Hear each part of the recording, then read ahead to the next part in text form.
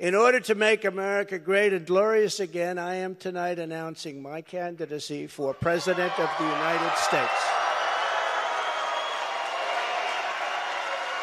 This is not a task for a politician or a conventional candidate. This is a task for a great movement that embodies the courage, confidence, and the spirit of the American people. Because this is not just a campaign.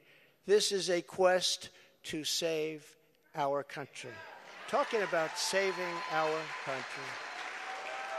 If our movement remains united and confident, then we will shatter the forces of tyranny and we will unleash the glories of liberty for ourselves and for our children and for generations yet to come.